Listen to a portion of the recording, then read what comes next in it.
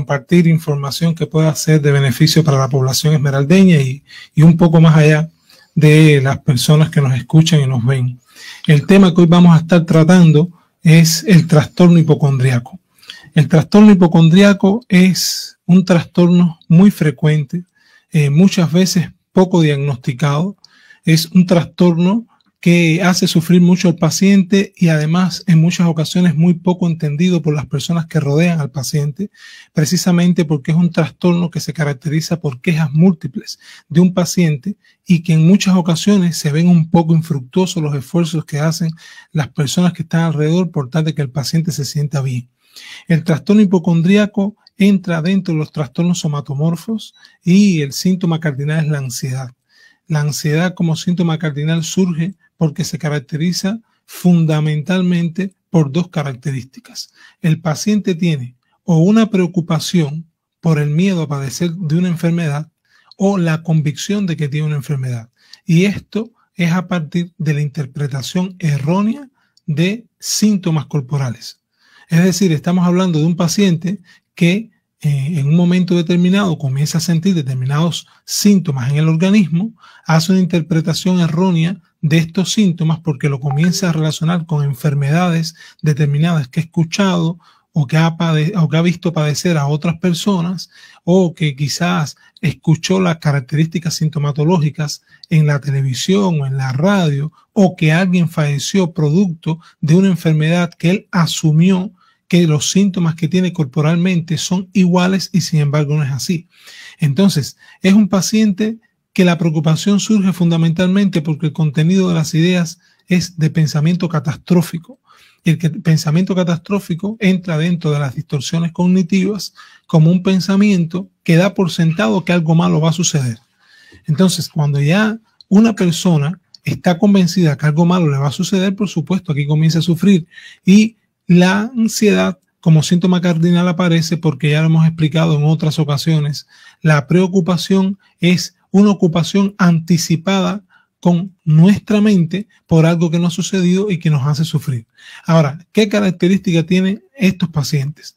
Estos pacientes, cuando comienzan a sentir síntomas, comienzan a tener miedo a tener la enfermedad y miedo a poder incluso morir por la enfermedad, o a veces dan por sentados que tienen la enfermedad y comienzan entonces, ante tantas quejas, las personas que están alrededor comienzan a hacer los exámenes de laboratorio pertinentes.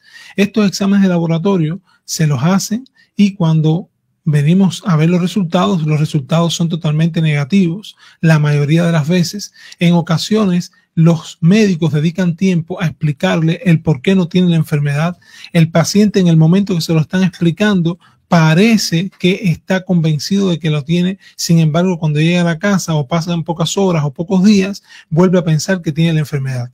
Esto lleva a que muchos acompañantes del paciente los puedan ir, lo pueden ir llevando a diferentes especialidades y en esto se pueden pasar meses y pueden pasar años en los que el paciente puede estar sintiendo esta sintomatología. En muchas ocasiones son pacientes que son poco comprendidos por las personas. ¿Por qué? Porque algunos se ríen, otras personas se agotan y llega un momento que esto puede generar en la familia un estrés importante. ¿Por qué? Porque el paciente generalmente está hablando de enfermedad. Si llega un vecino y le dice que se está quejando de algo o que le diagnosticaron una enfermedad y él lo relaciona con los síntomas que tiene, en muchas ocasiones puede pensar que tiene esa misma enfermedad. Entonces es un paciente que realmente sufre y que el tratamiento es un tratamiento complejo. ¿Por qué? Porque generalmente cuando se llega a diagnosticar este trastorno ya tiene mucho tiempo de estructuración el trastorno. O sea, generalmente el trastorno hipocondríaco no se diagnostica en los momentos en que está comenzando. ¿Por qué? Porque los primeros síntomas que empieza a padecer un paciente con un trastorno hipocondríaco son síntomas de ansiedad. Entonces, generalmente además, hay pacientes con trastornos hipocondríacos que sí llegan a desarrollar la enfermedad. ¿Por qué? Porque llegan a desarrollar una enfermedad. ¿Por qué? Porque esta preocupación permanente por algo que no existe y estos síntomas que él se siente al estarlo malinterpretando puede desarrollar un trastorno de ansiedad paroxística. ¿Es difícil para la parte médica poderla detectar? Sí, es difícil, sobre todo porque el paciente, los síntomas que él asegura que le están generando una enfermedad, hace que el médico tenga que realizar exámenes de laboratorio, tenga que realizar, por ejemplo, exámenes físicos, y en muchas ocasiones esto lleva tiempo. Además, estamos hablando de que los síntomas corporales son síntomas subjetivos, o sea, generalmente no se ven. Entonces es muy difícil, por ejemplo, que un paciente tenga dolor en el pecho y que uno diga que no es cierto, porque este síntoma no se ve y él lo está sintiendo.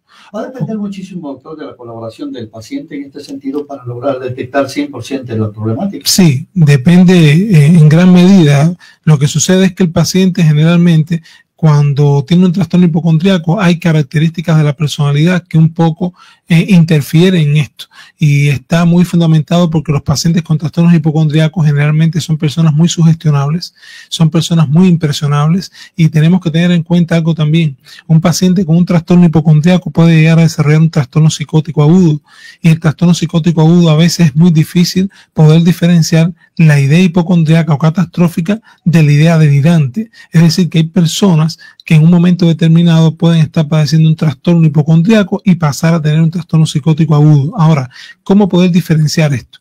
El paciente con un trastorno hipocondríaco, aunque asume que él puede llegar a tener la enfermedad, nunca va a dejar de hacer las actividades diarias que normalmente hace. O sea, es un paciente que se queja, que está preocupado, que tiene temores, que en momentos determinados afirma que puede tener la enfermedad, pero esto no le modifica la conducta. O sea, es un paciente que siente la sintomatología, siente que puede padecer la enfermedad, pero no te deja de trabajar, no te deja de estudiar, sigue haciendo las labores de la casa. Pero cuando hay un trastorno psicótico agudo, ya es otra cosa. En el trastorno psicótico agudo, el paciente siente que tiene la enfermedad y esta idea no es reductible de ninguna manera. O sea, no hay forma por la lógica ni por exámenes de laboratorio de hacerlo, de hacerle entender que no tiene la enfermedad. Él asegura que la tiene.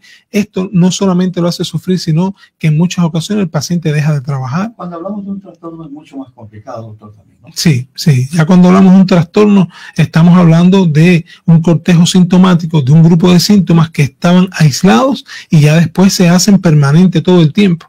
Entonces, desestructurar esto, tenemos que ir muchas veces a la historia de vida, ¿sí? Porque las personas que generalmente padecen un trastorno hipocondríaco han tenido en la familia también con estas mismas características, con características hipocondríacas, donde vieron a la abuela, a la tía, a la mamá, también con esta sintomatología, y le empezaron a internalizar desde pequeños de esta manera. Entonces, solamente en la imaginación.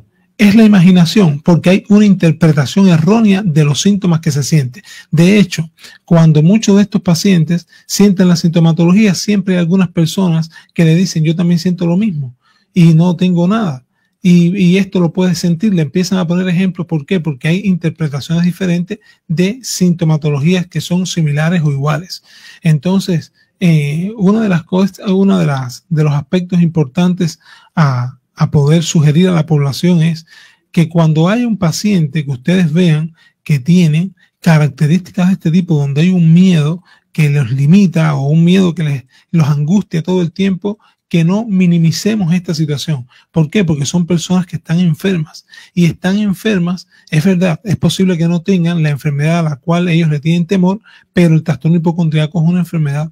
Entonces aquí lo que lleva es acudir en el menor tiempo posible a los profesionales de la salud mental una vez que se han descartado las causas orgánicas, porque no quiere decir que un paciente con un trastorno hipocondríaco que tenga temor para padecer una diabetes, por ejemplo, no sea real que tenga la diabetes. Es decir, que puede ser que un paciente tenga temor para padecer la diabetes porque pueda tener, por ejemplo, micción frecuente y abundante, porque esté teniendo pérdida de peso, porque tenga un apetito descontrolado, y sin embargo, nosotros pensamos que porque es hipocondríaco no la tiene, y sin embargo sí la puede tener. Es decir, que es muy bueno hacer los exámenes de laboratorios pertinentes para poder descartar las causas orgánicas y después entonces llevarlo a un profesional de la salud mental. Aquí surge entonces de que se indica es emocional. ¿Cómo emocionales? Las personas a veces no dicen que es emocional, la cuestión del azúcar es emocionalmente y se le sube. Y bueno, detectado que es el trastorno que tiene. Así es, así es. Primeramente, el hecho de que emocionalmente la glicemia esté aumentada. Por ejemplo, en ayuna, la glicemia debe estar por debajo de los 126 miligramos por decilitro. porque tú estés estresado no tiene por qué aparecer en ayuna la glicemia mayor de 126. Si aparece mayor de 126, hay que descartar la posibilidad de una diabetes. Ahora, después que tú tienes las diabetes establecidas, sí puede ser que ante determinados niveles de estrés, la glicemia te aumente por encima de los valores que tú realmente lo debes tener, a pesar de llevar hábitos adecuados de alimentación, estilos de vida saludables, hacer todo lo que se tiene que hacer para tener tu diabetes compensada. ¿Por qué? Porque sí es verdad que el estrés altera determinadas dinámicas del organismo, de la bioquímica interna, y esto puede hacer que la glicemia aumente, pero tienes que tener la enfermedad de la diabetes. Si no tienes la diabetes, no tienes por qué por estrés aumentarte la glicemia por encima de los parámetros que están estipulados como parámetros normales, ¿no? Entonces, pero el paciente hipocondriaco que aunque esté estresado tenga alteraciones en la glicemia por encima de los parámetros normales, hay que descartar una diabetes. O sea, diabetes emocional no existe. Lo que sí puede suceder es que teniendo la diabetes, entonces, producto del estrés, las cifras de glicemia sí pueden aumentar por encima de los valores considerados como normales. Eso sí puede suceder. No sé si me hago entender. Volviendo al trastorno, doctor, ¿qué recomendar entonces a los familiares que observen a una persona con estos rasgos? Primero, es muy importante el acompañamiento. O sea, el paciente se debe sentir acompañado, y se debe sentir acompañado sobre todo para evitar que el paciente pueda agravarse más o complicarse más, porque cuando las personas lo que hacen es criticarlo o reírse, el paciente empieza a deprimirse, porque nadie siente lo que él está sintiendo. Entonces, ir a los canales pertinentes, se le realizan los exámenes de laboratorio, los exámenes imagenológicos, lo que haya que hacer. Si ya todo da negativo, llevarlo a un especialista en salud mental, que puede ser psicología o psiquiatría. Con relación a el trastorno hipocondríaco, generalmente necesita tratamiento farmacológico y psicoterapia. ¿Por qué? Porque en el tratamiento tiene que existir un tratamiento farmacológico porque ya hay un paciente con un trastorno estructurado y un cortejo de síntomas que si solamente lo manejamos con psicoterapia, lo que va a producirse es un agotamiento psíquico que el paciente no va a poder tolerar. Y cuando ya llegue a ser visto o atendido por el psiquiatra, entonces va a estar agravado y la utilización de fármacos tiene que ser a una dosis más elevada, la psicoterapia entonces tiene que ser mucho más profunda, entonces llevarlo a tiempo al profesional de salud mental. Además de esto, es importante saber que desde el punto de vista psicoterapéutico, el enfoque terapéutico que más resultados ha dado en el trastorno hipocondríaco es el enfoque cognitivo-conductual, por lo menos es lo que la literatura revela más frecuente, quizás es porque es el enfoque psicoterapéutico que más se ha estudiado con esto, y del grupo de fármacos se utilizan los antidepresivos, los ansiolíticos o los neurolépticos también en caso de que exista una tendencia a un funcionamiento psicótico. Usted ha dicho, doctor, es un tratamiento muy largo. Sí. Pero ¿qué va a pasar si el paciente luego de 2, 3 años se siente lo mismo y va a decir, va a abandonar el tratamiento, que a veces suele ocurrir? Claro, esto es importante, Fabricio, y esto sucede fundamentalmente cuando el enfoque de tratamiento, por ejemplo, aquí influyen algunos factores. Uno, que el enfoque del tratamiento que esté realizando el profesional no sea adecuado, porque después de un año de tratamiento, un paciente con un trastorno hipocondríaco no tiene por qué el paciente estar igual. Es decir, que aquí influye el enfoque de tratamiento que tenga el profesional. Dos, puede influir que el profesional esté trabajando bien, pero que la familia no esté cumpliendo las orientaciones de manera adecuada, porque esto es algo también muy frecuente y siempre en las consultas yo trato de aclarar que existen 3 aspectos fundamentales para aproximarnos lo más tempranamente posible al éxito de un tratamiento. Uno, que hay una transparencia, una claridad lo más amplia posible por parte de las personas que están afectadas, porque de eso nos valemos nosotros para poder ayudarles. 2, la flexibilidad cognitiva, o sea, la flexibilidad mental que tengan las personas para poder comprender todo lo que ahí se aborde. Y 3, el cumplimiento de las orientaciones. Si algo de esto falla, entonces no podemos garantizar éxito en el tratamiento. Es decir, que un tratamiento con un buen enfoque, tanto farmacológico como psicoterapéutico y psicosocial, además de eso, con un buen entendimiento por parte de la familia o la persona afectada de lo que hay que hacer y cumpliendo las orientaciones, el paciente puede en un tiempo considerable, bueno, ya un trastorno hipocondríaco, de acuerdo al tiempo de evolución con el trastorno, de ahí entonces será más o menos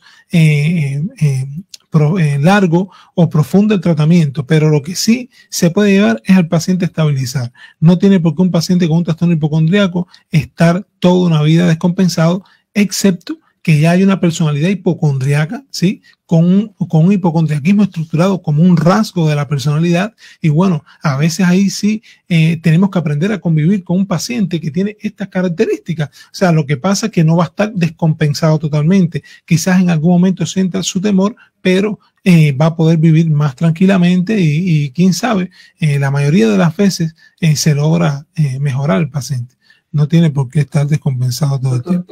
El paciente con este tipo de trastorno tiene que seguir al pie de la letra, es decir, tiene que aprender a ser ordenado, disciplinado, en otras palabras. Sí, Fabricio, eso que comentas es muy importante. ¿Por qué? Porque en ocasiones, debido a la influencia de las personas que tenemos al lado, de la experiencia que otras personas han adquirido sin base suficiente, le dicen, no, pero mira, esta medicación es muy fuerte, pero mira, ya con el tiempo que llevas en tratamiento era para que hubieras mejorado, ¿por qué mejor no tomas esto? Entonces, en muchas ocasiones también, por ejemplo, tenemos pacientes que uno le dice, por ejemplo, a las 9 de la noche debe ser la medicación y se la toman a las 10:30 de la noche porque quieren ver una novela. Entonces, cuando uno decide hacer un tratamiento, si uno quiere estar bien, tiene que priorizar esto y tratar de darle realmente la seriedad al asunto, porque si no, por supuesto, vamos a tener que sufrir las consecuencias del padecimiento de los síntomas y el sufrimiento que todo esto acarrea, ¿no? Y además, todos estos trastornos, Fabricio, tienen también una repercusión importante. Recordemos que los pacientes con cualquier tipo de desorden emocional tienen otras personas alrededor. Y en estas personas no solamente son adultos, también son niños que están aprendiendo a partir de lo que ven. Es decir, que una persona con un trastorno hipocondríaco en la familia, donde hayan niños, donde hayan nietos, sobrinos, también pueden transmitirle estos síntomas y pueden ir estructurando esta personalidad de temor, de angustia, a padecer las enfermedades. Y cuando vemos a ver, hay una cadena de personas en la familia enfermas sin necesidad.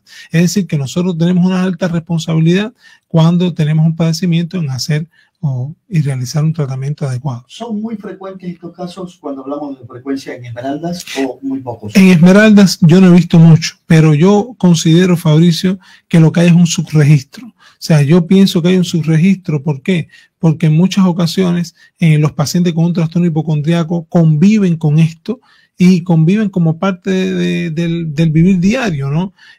No siempre los pacientes con un trastorno hipocondríaco tienen características sintomatológicas muy discapacitantes. Entonces, a veces conviven con esto todo el tiempo. La familia más bien, por eso les decía, muchos se burlan o si no, no le brindan la debida atención que requiere este trastorno y por eso en muchas ocasiones no llega a la consulta. Pero realmente yo pienso que hay un subregistro de este trastorno hipocondríaco. Y más porque también pasa como un trastorno de ansiedad. Puede ser que haya un paciente con un trastorno hipocondríaco que llegue al profesional y se diagnostique como un trastorno de ansiedad generalizada. ¿Puede darse las dos cosas al mismo tiempo? Puede darse las dos cosas. Sí, pueden darse. ¿Por qué? Porque las personas que desarrollan un trastorno de ansiedad generalizada pueden tener de base una personalidad con rasgos hipocondríacos. Entonces, como no se trabaja con la personalidad, se trabaja solamente para atenuar los síntomas que tienen esos momentos agudos, que es el trastorno de ansiedad generalizada. El paciente mejora la ansiedad generalizada, pero no mejora las características de personalidad que tiene, ¿no? No las flexibiliza.